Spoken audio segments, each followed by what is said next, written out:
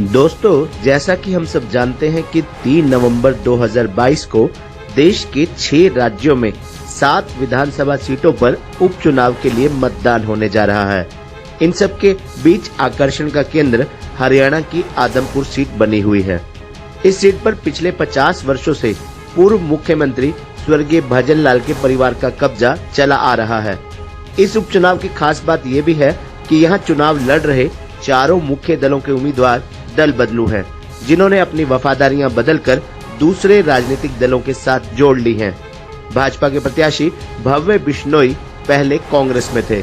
इन्होंने 2019 में हिसार लोकसभा का चुनाव कांग्रेस उम्मीदवार के रूप में लड़ा था और इस चुनाव में वे हार गए थे।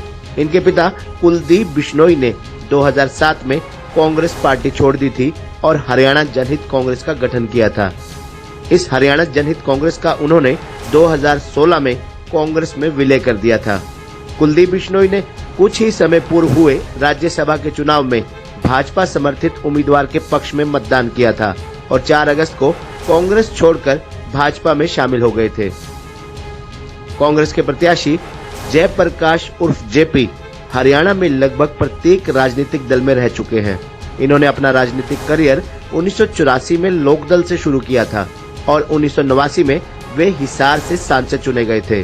उसके बाद वे चौधरी बंसीलाल की हरियाणा विकास पार्टी में शामिल हो गए थे और इस पार्टी के टिकट पर लोकसभा के लिए चुने गए थे।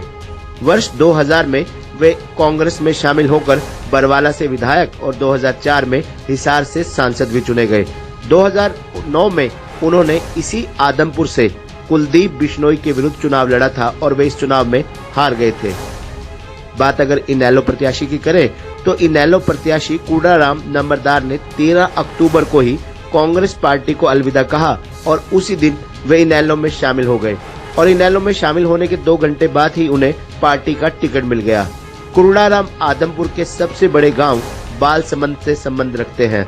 उन्होंने सन 2000 में बंसीलाल की हरियाणा विकास पार्टी के टिकट पर यहां से विधानसभा का चुनाव लड़ा था, परंतु वे इस चुनाव में हार गए थे। अब बात अगर आम आदमी पार्टी के प्रत्याशी की करें तो आम आदमी पार्टी के प्रत्याशी सत्येंद्र सिंह इसमें शामिल होने से पहले भाजपा में थे। वे पिछले महीने ही हिसार में आयोजित समारोह में पार्टी सुप्रीमो अरविंद केजरीवाल की मौजूदगी में आम आदमी पार्टी में शामिल हुए थे। अब देखना ये दिलचस्प होगा कि इन दल बदलुओं के इस मुकाबले में कौन बाजी मारता है।